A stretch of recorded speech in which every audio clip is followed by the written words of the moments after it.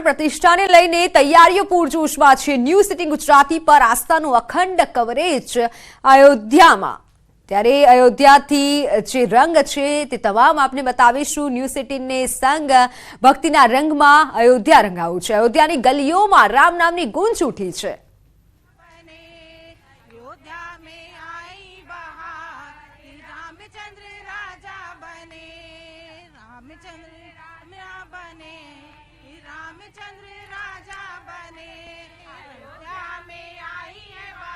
तो आपने बने दृश्यों अयोध्याथी बतावी रह्या छीए के ज्यां रामलल्लानी प्रथम तस्वीर सामे आवी छे। आ रामलल्ला के जे विराजमान थशे।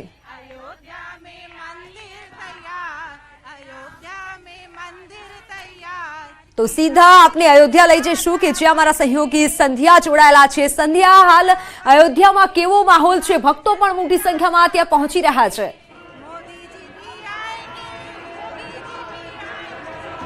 जी, भक्तो साधु संतो पण देशभरमांथी अहींया पहोंची रह्या छे ने आपणे गुजरातमां कहीए छीए ज्यारे पहेला मळता होईए छीए के केम छो, परंतु अयोध्यामां ज्यारे पग मूको छो, उत्तर प्रदेशमां पग मूको छो त्यारे लोको ए ज कहेता नजरे पड़े छे जय श्री राम। अने सवार सवारमां अत्यारे ठंडी छे, जे ठंडी आपणे गुजरातमां क्यारेय नथी अनुभवी ए प्रकारनी ठंडी अहींया अनुभवी रह्या छे। परंतु आ ठंडीना चमकारा वच्चे पण साधु संतोमां जे अत्यारे रामलल्लाने लईने जोश छे, उमंग छे, ते ओछो नथी थई रह्यो। बाबाजी, आप कहां से आए? जय श्री राम। समस्त देशवासियों को पहले राम जन्मभूमि की हार्दिक शुभकामनाएं। माँ भगवती आपको आनंदमय रखे। हम आए हैं हरिद्वार से, निरंजनी अखाड़े से हैं और माँ गंगा जी का उगम स्थान गंगोत्री, जमुनोत्री और सरजू जी का बागेश्वर से उगम स्थान से जल लेके मैं श्री रविंद्रपुरी जी महाराज जो हरिद्वार निरंजनी अखाड़े का सचिव 22 तारीख को लेकर क्या उत्साह है आपको? बहुत आनंद है, बहुत उत्साह है सब में। जय श्री राम, जय श्री राम। नारा अहींया जोवा मळी रह्या छे। हूँ थोड़ो जे रस्तानी गलीओ छे पण आपने बतावीश के 22 तारीख ने लईने कई रीते अत्यारे जे अलग अलग सिक्योरिटी फोर्स छे ते पण अत्यारे आवी रही छे ने ते पण આજથી જ બંદોબસ્તમાં લાગી જશે। અને આ સાથે જ જે કોમન પબ્લિક છે તેના માટે હવે મંદિરના દ્વાર ગઈકાલથી જ બંધ થઈ ચૂક્યા છે, પરંતુ હવે સિક્યુરિટી ફોર્સ છે તે હવે આખો જ જે અહીંયા અયોધ્યા છે તેને કંટ્રોલમાં લેશે, કારણ કે સૌથી મોટો આ ઉત્સવ છે। 500 વર્ષ બાદ આ ઘડી આવી રહી છે ત્યારે તેને સુરક્ષિત રીતે સુચારુ રીતે તે પાર પડે તે સૌથી અગત્યની વાત છે। આ સાથે જો આપણે બતાવીશ કે અહીંયા સામે એક સ્ટેજ બનાવવામાં આવ્યા છે અને આખા રસ્તા પર આ રામ જન્મભૂમિ જે પથ છે એ રસ્તા પર આ પ્રકારે સ્ટેજ બનાવવામાં આવ્યા છે ને ત્યાં રંગારંગ કાર્યક્રમ પણ થશે। લોક નૃત્ય આપ જોઈ શકો છો, ઢીંડિયા લોક નૃત્ય, પ્રયાગરાજ, આ રીતે અલગ અલગ સ્ટેજ બનાવવામાં આવ્યા છે અને તમામ સ્ટેજ પર જે ભારતની લોક સંસ્કૃતિ છે એ અહીંયા જોવા મળશે। ફક્ત એક જ રાજ્ય નહીં પરંતુ દેશભરના અલગ અલગ રાજ્યોમાંથી લોક નૃત્ય કલાકારો આવશે, સંગીત કલાકારો આવશે। એ પણ 22 તારીખે જ્યારે પીએમ મોદી અહીંયાથી નીકળતા હશે ત્યારે તેમનું સ્વાગત એ રંગારંગ જે લોક નૃત્ય હશે તેનાથી કરવામાં આવશે। આખો જે પથ છે અત્યારે આપણે સુમસામ લાગી રહ્યો છે। આ જે પથ છે, આ જે રસ્તો છે તે જઈ રહ્યો છે રામ મંદિર તરફ। અયોધ્યા જે નવું રામ મંદિર, રામ જન્મભૂમિ તીર્થ ક્ષેત્ર છે ત્યાં રસ્તો જઈ રહ્યો છે અને અહીંયાથી લગભગ 1.5-2 કિલોમીટર આગળ જાઓ ત્યારે આપને એ મંદિરના દર્શન થશે। જો કે રામલલ્લાના દર્શન આપણે ફોટો માધ્યમે કરી લીધા છે, પરંતુ જ્યારે આપણે મંદિર સુધી પહોંચો છો તો જૂની જે મૂર્તિ છે તેના દર્શન આપને થશે। અમે ગઈકાલે રામલલ્લાના દર્શન પણ કર્યા છે અને ધન્યતા અનુભવી છે।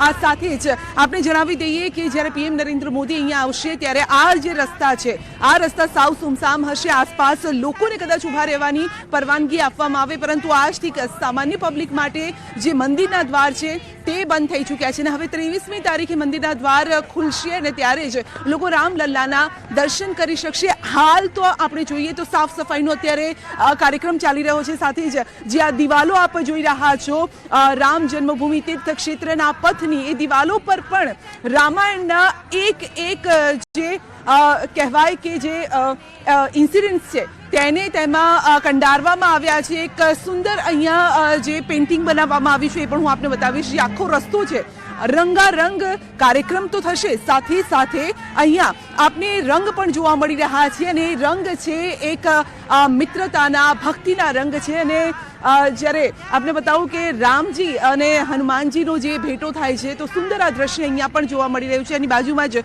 બિલકુલ સ્ટેજ બનાવવામાં આવ્યું છે. કડકડતી અત્યારે ઠંડી છે માટે લોકો અત્યારે એટલા બહાર નથી નીકળી રહ્યા, પરંતુ જ્યારે લોકો અહીંયા નીકળે છે ત્યારે અહીંયા રસ્તા ઉપર ઊભા રહેવાની જગ્યા નથી હોતી, કારણ કે ગઈકાલે રાત્રે અમે અનુભવ પણ કર્યો છે.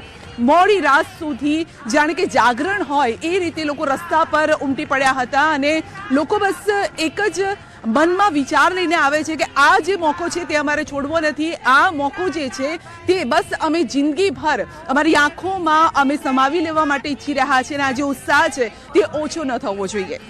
બિલકુલ સંધ્યા, આભાર સમગ્ર માહિતી બદલ. તો અમારા સહયોગી સંધ્યા હાલ અયોધ્યામાં ઉપસ્થિત છે, તમામ ઝાંખીઓ આપને અયોધ્યાથી સીધા બતાવી રહ્યા છે. સતત ન્યૂઝ સિટી ગુજરાતી પર આપ આ કવરેજ નિહાળી રહ્યા છો. અત્યારે રંગારંગ કાર્યક્રમની જે તૈયારીઓ છે તે થઈ રહી છે. દિવાળી જેવો માહોલ અયોધ્યામાં છે. ન માત્ર અયોધ્યા, અત્યારે ભારતભરમાં દિવાળી જેવો માહોલ છે, કારણ કે રામલલ્લા પધારવાના છે.